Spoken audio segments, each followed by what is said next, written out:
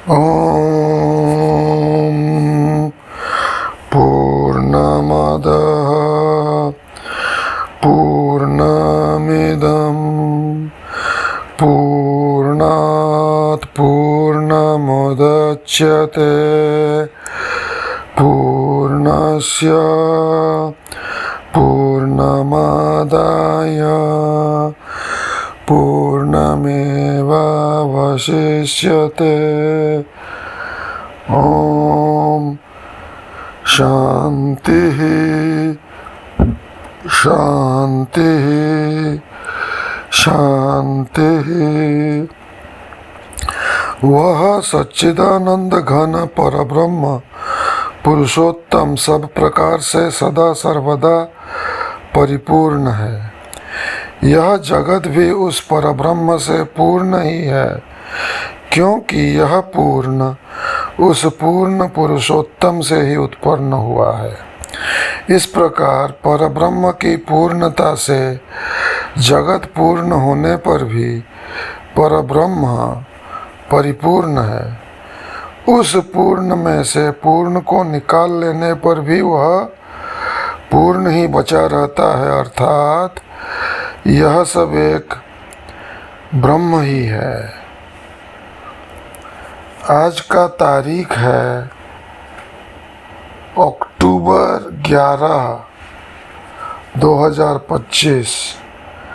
आज का दिन है शनिवार और यह है स्वामी निरंजन जी पॉडकास्ट विथ सैम योगी। इसका एपिसोड नंबर 77 में आपका स्वागत है। हम चर्चा कर रहे हैं, एक किताब स्वामी जी की है, उपनिषद सिद्धांत एवं वेदांत रत्नावली। उसमें एक चैप्टर है अहंग्रह उपासना। कल उसकी शुरुआत हुई थी, आज वह जारी रखेंगे। तो स्वामी निरंजन जी महाराज कहते हैं, और यह ओंकार ब्रह्म स्वरूप है, क्योंकि अन्य शास्त्र भी कहते हैं कि तस्य वाचकः प्रणवः, अर्थात उस परब्रह्म का वाचक ओंकार है। ओमिति ब्रह्म तैत्तिरीय उपनिषद प्रणवात्मकम ब्रह्म, ब्रह्म प्रणव स्वरूप है। त्रिपाद विभूति नारायण उपनिषद का पहला मंत्र, हंस प्रणवो योरभेदः, पाशुपत ब्राह्मण उपनिषद। इस प्रकार वाच्य एवं वाचक में अभेद होने से ओंकार ब्रह्म रूप है। परब्रह्म वाच्य है, उनका वाचक ओंकार है। इस नाते ओंकार ब्रह्म स्वरूप है और जगत ओंकार स्वरूप है। उस जगत का व्यष्टि जीव मैं भी उस ओंकार से पृथक नहीं हूँ, अस्तु मैं स्वयं ही ओंकार स्वरूप हूँ। ओंकार और ब्रह्म के अभेद प्रमाण सिद्ध है, इसलिए मेरा ब्रह्म से अभेद सिद्ध है, अर्थात सोहम, वह ब्रह्म मैं हूँ। इस प्रकार अहम का ग्रहण जिस ध्यान में हो उसे अहंग्रह उपासना कहते हैं। जैसे वह ब्रह्म मैं हूँ, सोहम, अर्थात संपूर्ण ब्रह्मांड का जो ओंकार स्वरूप वह मैं हूँ। इस प्रकार ओम का उच्चारण करते हुए जगत, ब्रह्म तथा जीव तीनों का अभेद चिंतन करना चाहिए। जड़ चेतन जग जीव यत सकल राममय जान, देश काल दिश विदेश हूँ माही, कहूँ सो कहाँ जहाँ प्रभु नाही। सर्वम खल्विदम ब्रह्म। तो कहूँ सो कहाँ जहाँ प्रभु नहीं। पर एक चुटकुला याद आ गया, उसमें यह सिख परंपरा की है। तो उसमें पूछता है कोई, वेयर इज वाहेगुरु, वाहेगुरु कहाँ है? तो उत्तर आता है, वेयर इज ही नॉट, वाहे कहाँ नहीं है, मतलब सब जगह है। सर्वम खल्विदम ब्रह्म। अब इस प्रकार संसार में जो कुछ भी जड़ पदार्थ व जीवादि चेतन प्रतीत होते हैं, सब राम स्वरूप अर्थात ब्रह्म स्वरूप है। अब इस प्रकार जब सारा जगत ब्रह्म स्वरूप है, तो फिर एक व्यक्ति मैं जगत एवं ब्रह्म से पृथक कैसे हो सकता है, जो अपने को ब्रह्म रूप न मानूं? अस्तु सिद्ध है, मैं भी ब्रह्म स्वरूप हूँ, अर्थात सकल संसार का जो अधिष्ठान ब्रह्म है सो मैं हूँ। ब्रह्म के चार पाद, एक विराट, दूसरा हिरण्यगर्भ, तीसरा ईश्वर, चौथा साक्षी शुद्ध ब्रह्म। आत्मा के चार पाद, पहला विश्व, दूसरा तेजस, तीसरा प्राग या प्राज्ञ, चौथा जीव साक्षी अर्थात कूटस्थ शुद्ध चैतन्य। जो व्यष्टि भाव में जीव है वही समष्टि भाव में ईश्वर है, जो व्यष्टि भाव में जीव है वही समष्टि भाव में ईश्वर है। जागृत अवस्था में स्थूल शरीर, सूक्ष्म शरीर तथा कारण शरीर, इन तीनों शरीरों का अभिमान करने से जीव विश्व कहलाता है, और स्वप्न में दो शरीरों का, सूक्ष्म एवं कारण का अभिमान करने से यह जीव तेजस कहलाता है, तथा सुषुप्ति में कारण शरीर अज्ञान का अभिमान करने से जीव प्राग कहलाता है, और समाधि में निराभिमान होने के कारण साक्षी शुद्ध चेतन कहलाता है।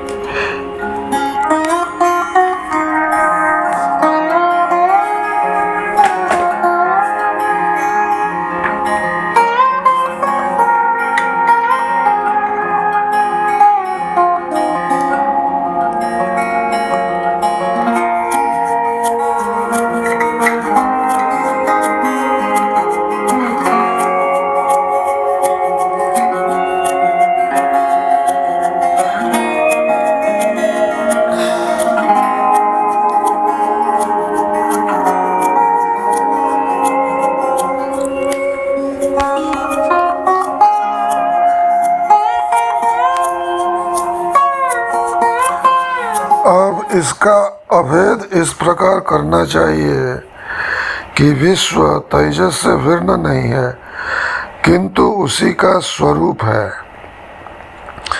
तेजस प्राग से भिन्न नहीं है, किंतु उसी का स्वरूप है, एवं प्राग साक्षी से भिन्न नहीं है, इसलिए साक्षी स्वरूप है। और उसी प्रकार विश्व साक्षी मेरा वास्तविक स्वरूप है, इसलिए मैं साक्षी हूँ। वैसे भी जो जो कार्य है वह अपने कारण से पृथक नहीं। अस्तु मैं साक्षी हूँ, इस प्रकार अहंग्रह चिंतन करना चाहिए। अभेद चिंतन का नियम है कि व्यष्टि समष्टि से भिन्न नहीं होता, परंतु समष्टि स्वरूप होता है। व्यष्टि अभिमानी विश्व समष्टि अभिमानी विराट से भिन्न नहीं, परंतु उसी का ही स्वरूप है। उसी प्रकार व्यष्टि तेजस समष्टि हिरण्यगर्भ से पृथक नहीं है और व्यष्टि प्राग समष्टि ईश्वर से पृथक नहीं है, बल्कि ईश्वर स्वरूप ही है। ऐसी ही व्यष्टि साक्षी आत्मा समष्टि साक्षी ब्रह्म से भिन्न नहीं, परंतु ब्रह्म स्वरूप ही है और वह साक्षी अभिन्न ब्रह्म मैं हूँ। इस प्रकार अहंग्रह ध्यान करना चाहिए। ओंकार के 4 पाद में पहला अ, दूसरा उ, तीसरा म और चौथा अमात्र। विश्व अभिन्न विराट का नाम रखा है अ। तेजस अभिन्न हिरण्यगर्भ का नाम रखा है उ। प्राज्ञ अभिन्न ईश्वर का नाम रखा है म। जीव साक्षी अभिन्न ईश्वर साक्षी का नाम रखा है अमात्र। अकार उकार से भिन्न नहीं, परंतु उकार स्वरूप है।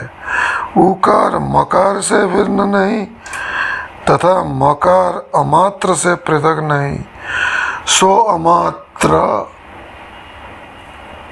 मैं हूँ। इस प्रकार बोले कि अ में अपने आप उ मिल जावे तो अ प्लस उ ओ का उच्चारण से अ में उ अपने आप मिल गया है और ओ के बोलने पर ओठ बंद किया तो अपने आप म बन गया। अब ओ और को मिलाया तो ओम बन गया। ओम एक लंबे श्वास में जो स्वयं प्रकाश शांत आनंद झलकता है वह मात्र स्वरूप ब्रह्म है। उस अमात्र को बोलने की आवश्यकता नहीं है। उसका तो ओम के अंत में ध्यान करते हुए सो मैं हूँ यह भावना करनी है। यह हुआ ओम का उच्चारण करते हुए ब्रह्म का अहंग्रह ध्यान अंत में सो मैं हूँ यह बोलने की भी आवश्यकता नहीं। वह भाव तो समझने हेतु है। केवल श्वास को अंदर धीरे धीरे खींचकर शांत हो जाना चाहिए। फिर से ओम एक लंबे श्वास में जो स्वयं प्रकाश शांत आनंद झलकता है वह अमात्र स्वरूप ब्रह्म है। उस अमात्र को बोलने की आवश्यकता नहीं है।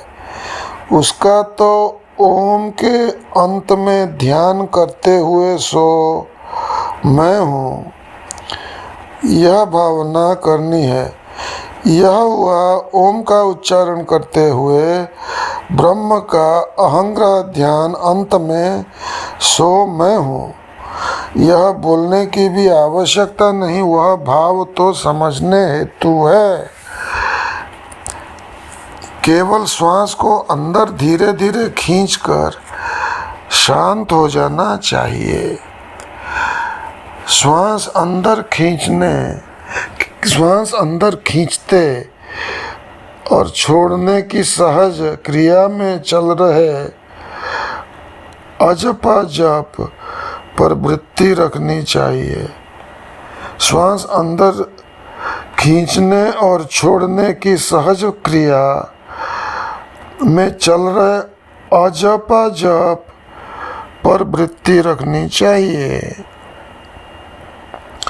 जब श्वास अंदर खींचता है तब सो ऐसा शब्द होता है। दोनों को मिलाकर सोहम अर्थात वह शुद्ध ब्रह्म मैं हूँ।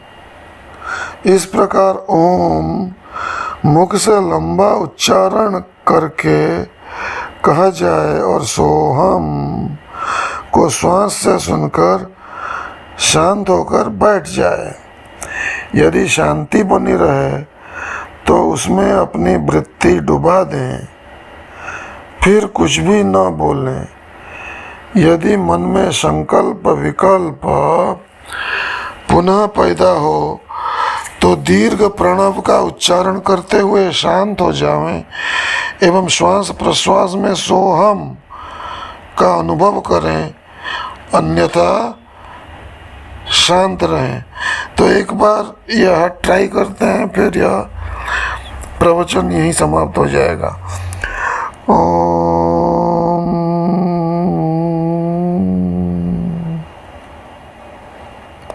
सोहम।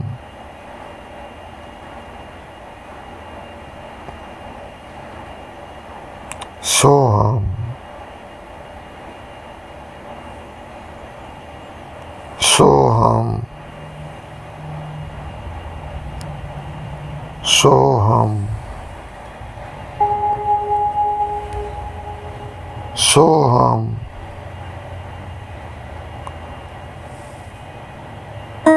सोहम।